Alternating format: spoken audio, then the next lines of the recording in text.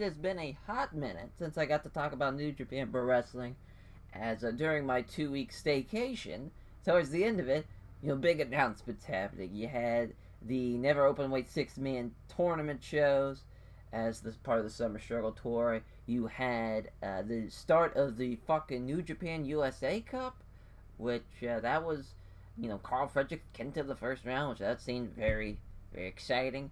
Of course, the results of the Never Open Weight 6-man tournament. First time Yoshihashi's ever won a New Japan title. For a lot of people, it's like very happy, a little like heartfelt. For, cynical B was just like, yeah, because he's a fucking piece of shit. That's why he doesn't have, that's why it's taken him 11 years to get a title. But that's besides the point.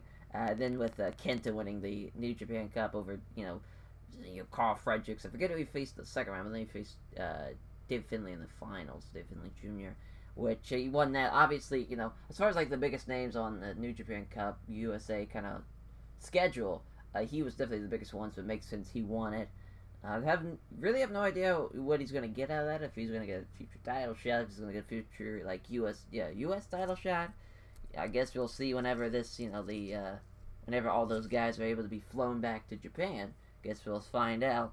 As for this episode, not really episode, this video rather, we're talking about the King of Pro Wrestling tournament that they're doing.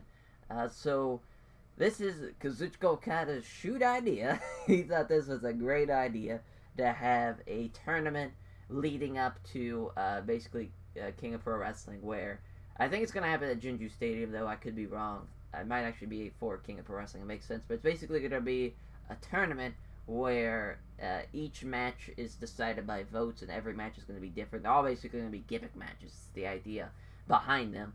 The first round matchups are not very gimmicky. They're very, standard kind of, I wouldn't say standard wrestling matches, obviously, because there is some shenanigans involved, but it's not basic one-on-one matches, but they're not like cage matches or tables matches or anything crazy like that. They're saving that for fucking, obviously, when King of Pro Wrestling starts. But the first of the first round matchups, there's 4 of them, obviously. We're going to start with Satoshi Kojima El Desperado, because that seems like, on paper, that's how this is going to be booked, as it's going to be a no-finisher match. This was, I believe, between a no finishers and then finishers only match, which that'd have been weird. that would have been a fun little match. But Satoshi Kojima's idea was finishers only. El Desperado's was no finishers allowed, which no finishers allowed won. Which, that's for El Desperado, Satoshi Kojima. On paper, this could be the best match besides Sho and Sanaba's Sho Shingo. This is, you have basically everything at your disposal, plus just obviously no finishers, which El Desperado, he does a lot of crazy shit, does a lot of unique stuff. Kojima, I think it's going to be interesting to see what he does. I mean, here's a guy, a fucking legend, a goddamn New Japan dad who really relies on his spots. It's going to be interesting to see him try to bust out something new for this tournament here for the King of Pro Wrestling 2020. For me, if I was booking this, I'd have El Desperado win. El Desperado, he's like a really great talent. I think he could be someone. I think whoever wins this takes on the winner of Okada and Yujiro. I could be wrong on that though. Really not sure how the tournament is set up. I haven't really seen a bracket for it. I've just kind of seen match graphics for it. But if I had to guess, I would El Desperado Okada really does sound great, like on paper, what they could do with it, because that's something for Okada, where Okada Kojima, sure, that'd be fucking awesome as well, in its own right, as far as like having Okada take on somebody that was phenomenal talent, one of the best that Japan had to offer in the early 2000s, part of All Japan. That All Japan Triple Crown Championship run was one of the best Triple Crown Championship runs of all time. So that'd be great from that standpoint of having like Okada take on somebody of a bigger name back then, but also too, you kind of know what's going to happen. He'll run right through him at the same time. So you have, at least El Desperado, you have something as far as like a freshest matchup where I don't think they've ever had a singles match. It's almost like 1000% positive they've never had a singles match. El Desperado and Kazuchika Okada, kind of be no point in that ever happening. It never seemed like The only time that would happen would be like a G1. Obviously, El Desperado's never been in a G1, so you have that. But that, as far as the no finishers allowed stipulation, that's definitely the better of the two. As far as finishers only would have been wild. Would have been a wild stipulation to put together. Because, like, obviously, you have Kojima with his cozy lair, but then El Desperado's just basically fucked, which makes sense of why Kojima would suggest a finishers only match. I'd love the kayfabe reason behind that. Actually, 1000% makes sense for Satoshi Kojima to do. As far as the next matchup, I believe that would be Toru Yano and Bushi, which Toru Yano and Bushi, it was between a 2-count pinfall and a 5-count ring out, which the 2-count pinfall was Toru Yano and the 5-count ring out was Bushi, which that's kind of weird. I figured it'd be flipped, because obviously Toru Yano loves going to the ring outside, but usually he kind of waits till like at 6, 7, ties him up with the tape, and then comes back in. Well, not really, like 17, 18, then comes back, obviously getting a 20 fucking count for the ring outs in New Japan. This actually was pretty close as far as the voting goes. I think this was the closest out of all the voting. 57.2% for Toru Yano and 42.8% for Bushi. That was pretty close. As far as this match, this could be interesting. As far as like shenanigans goes, the 2-count pinfall is going to be. I'm hoping who's ever reffing this, if it's Red Shoes or if it's Marty Asami, whoever it is fucking reffing this. You better not fuck this up, because this could go wrong very quickly. You think you're in a rhythm of counting 1, 2, kind of in a fastish motion because you're building up to the 3 count. Now you gotta do a 1 and then kind of wait for the 2 and make it to seem more kind of impactful. But it's I'm gonna go with Yano. I think Yano. I have a feeling Yano's gonna be in the finals for this. I just got a feeling. I don't know why. I just have a feeling that he's gonna be in the finals. But that's we shall see how that goes. I'm not really excited for the match perspective of this. Obviously, Toru Yano and Bushi kind of two polar opposites as far as workers and whatnot. But Yano will make it entertaining, and Bushi would do some fun stuff as well. I think it'd be a very comedy matchup. But the next matchup, another obviously. So this one, I've looked high and low to see what the fuck was the voting for this, and I just could not find it. I don't know if they shunned it from existence. I just don't fucking know. I just could not find it anywhere. But it's Sho and Sonata, and it's a submission matchup. As far as like on paper, obviously this is probably going to be the best in-ring matchup that they'll have. This is Sho and Sonata. They had a great little New Japan Cup match. They're getting the rematch here with obviously some strings attached with it being a submission match, and whoever wins this will take on presumably Toru Yano. Now it could be also it also could be El Desperado, Satoshi Kojima. Don't really have this graphics down pat as far as who's facing who in the next round, so I don't want to talk out of my ass. But it's also interesting too. I just now realized this. So usually most New Japan matchups have a time limit. They have either 60, 20, 30. All these King of Pro Wrestling 2020 tournament matchups, no time limit. They could go on for 3 hours if they really wanted to. That's just kind of a funny little tidbit that I just realized. Like, I don't think it's obviously they do that, but that'd be fucking funny though if they could. They just two guys just literally try to have the longest match ever, just like an 8-hour ordeal. Just do a Chikara, I think Darkness Crabtree, I forget who else. They had like a match that went on for like just 32 hours, but obviously it wasn't like an act. It was just a comedy, like 32-hour matchup. You could do something like that. It'd be kind of, especially with Yano in this, you could definitely get away with that. But nonetheless, back to Sho and Sonata. You had the sidetrack real quick. Sho and Sonata as a submission matchup. Obviously, you kind of have the slight edge to Sonata, so I'm assuming this is what he wanted in this. This was his stipulation request. But I'm excited as far as these these 4 matchups, these first round matchups of the King of Pro Wrestling 2020. This is the match I'm most looking forward to seeing. I think it's gonna be the best match of the 4, and it's co-main event as well. So that's for this night. It's gonna be in Cork and Hall. Obviously, it's not gonna be. It's gonna be probably limited seating or maybe not even seating. But I think they're gonna be on their feet for this one. I got a feeling. As far as the main event goes, it's Kazuchika Okada versus Yujiro Takahashi in a rematch from the New Japan Cup as well. As not even really the New Japan Cup, more as the fucking the Dominion show. Jesus, I was just caught in a blank. As the matchup results for this, it was either going to be a 1-on-3 handicap match or a lumberjack with leather belts, and it was 56-44.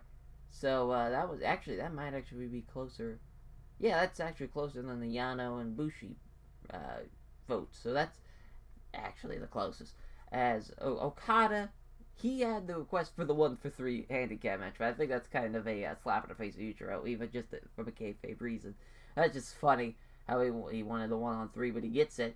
As a Yujiro, the lumberjack with leather belts. I'm glad that win. That would have been a shit show. As for this, Okada, it's his shoot idea. So you figured he's going to be in the finals. He's probably going to win the whole goddamn thing, which it is what it is. If that's the case, it's his idea. It's his baby. So if he wants to book himself to be the winner of the first one, fucking go right ahead. Wouldn't put it past him. It's pro wrestling. It's that's usually how it goes when people have ideas. They usually put themselves on top. As far as who's going to be the other two to join Yujiro, it'd be funny if it's Jado and Geto, but I don't think it will be. I'm sure it'll be somebody like well, actually, it probably is going to be Jado and Geto because I don't know who else he would have. Because I'm trying to think who's over there in Japan. Because, you could have Evil and Dick Toko if you wanted to. Which, I mean, if that's the case, if Evil's in there with Yujiro, really hope Yujiro wins. Just to protect the very fragile, in this case, Devil Champion of Evil. Because, man, he needs something. He needs something. If he loses a handicap matchup, and he's a part of it, not good. Not good at all. But if it's the case where it's Jado and Geto and it's just a comedy little fucking handicap match, that'd be fun as well. Either way, though, obviously, it's when you're the 3-on-1 and you're the 3 who lose, it's tough to overcome. That's a tough pill to swallow, but it's okay. We'll deal with it with Okada getting the win here. Obviously, looking big picture, if you're going Okada winning or going into the main event at least, you have either him and Sonata, which, I mean, they've had great matches in the past, and that would, make sense, but then you would either have Okada and Sho, which, that's fun on paper as well. It's a fun new matchup, but I don't think Sho, that's a pretty big kind of, this being the first ever of its kind, you kind of want a memorable kind of champion. You don't want to dud it, you don't want someone to be like, who was it? Was it fucking, no one to be like, El Desperado was the first. God bless El Desperado, but that's not going to bring any tickets in. Where it's, it's Okada or even Sonata. Sonata will bring some tickets in at least. And, on Sho when down the line will definitely be a fucking ticket big man sell from the main event down the line. But obviously right now he's still Roppongi 3K, kind of still fresh out of the Young Lion stage show. So we'll I'm going with Okada as far as who's gonna win this thing. It's his baby. It's his idea. It's pro wrestling. Pro wrestling people, they usually just put themselves over to begin with. But at least in Okada's case, at least it's not like he's someone who doesn't deserve it. I mean, he's a big name. He's the biggest name in this thing. If he wins, he'll beat Yujiro and then either Sonata or Sho. So it's kind of people that, realistically probably shouldn't beat Okada. Sonata maybe. Sonata's someone, that he's beaten him in the past, the G1 and whatnot. But if they do Sonata and Okada, I really do hope Sonata would get the win, because Sonata, he could use another big win over Okada. He has the G1 one, which that even took, last second fucking scramble to win. If he beats him in whatever it is with the King of Pro Wrestling, I'm assuming it's going to be they're going to do cage matches, they might do a ladder match, they're going to do something crazy for the finals.